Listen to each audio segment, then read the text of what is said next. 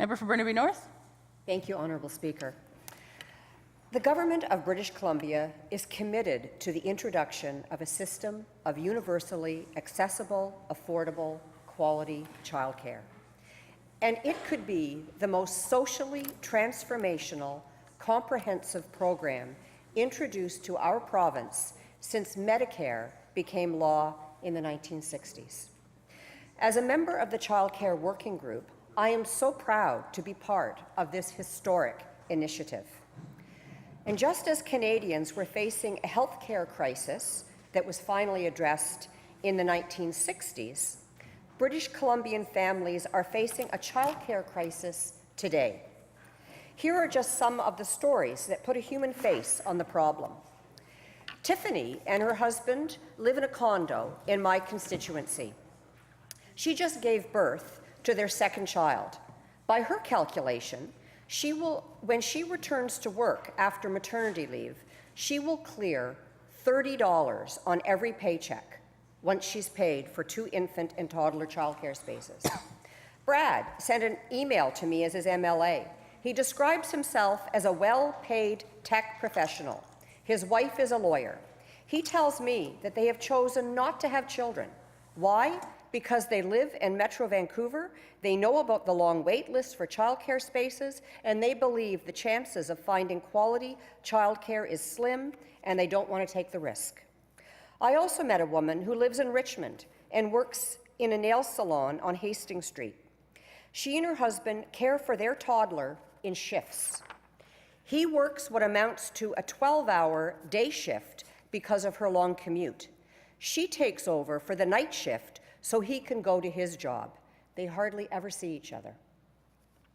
While I was door knocking during the election, I was struck by the number of young mothers who came to their doors with their babies in their arms and told me about being professionals with big mortgages and student debt.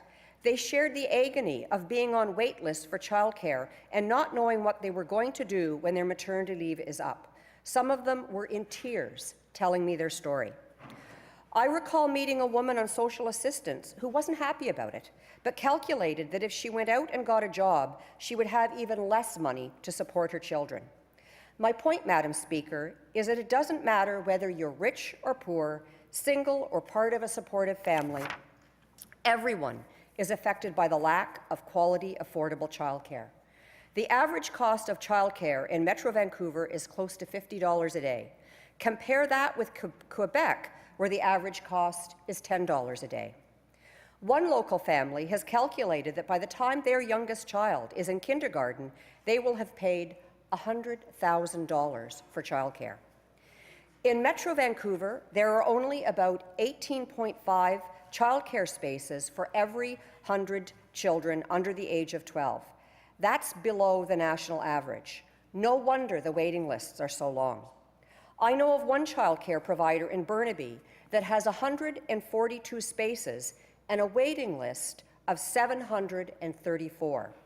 Another has 82 spaces and a waiting list of 431.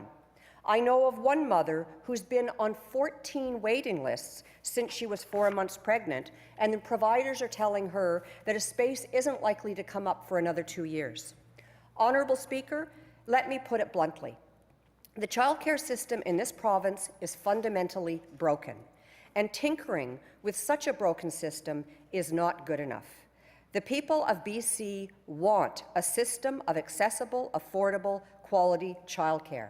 The people of BC voted for a system of accessible, affordable, quality childcare, and that is what this government is preparing to give them. And it's going to be a made-in-BC childcare program that meets the needs of British Columbians. And yes, Madam Speaker, it will be a huge undertaking.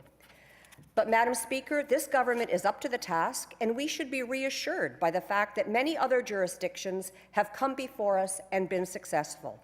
Countries like Iceland, Slovenia, Denmark, Sweden, and the Netherlands. And even closer to home, parents in Quebec have enjoyed universal childcare since 1997. Their program has been around long enough to know what works and what we would do differently. But the bottom line is that publicly funded childcare more than pays for itself. Let me explain. Quebec's program was extremely popular from the beginning. The utilization of childcare shot up instantly, and the labour force participation of women also increased sharply and steadily. Last year, 85% of women between 20 and 44 were in the labour force in Quebec, well above the national average. That means more women working, that means more women getting raises and promotions, that means more women paying more in income taxes and payroll taxes and having more money in their pockets to spend, and that means they're paying more in consumption taxes like PST and GST, and it means more profits for industry, which leads to more corporate taxes. More mothers in the labour force means the government is paying less to support lower income families.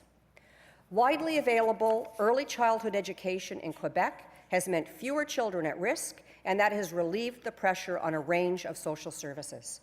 In short, Madam Speaker, studies by more than one eminent economist has produced evidence that government coffers in Quebec are richer by almost $900 million annually as a result of the additional revenue and savings that derive from universal childcare. So in conclusion, Madam Speaker, some of the members opposite might be tempted to question whether or not British Columbia can afford universally accessible, affordable, quality childcare. I say we can't afford not to introduce it. Thank you. Thank you, member.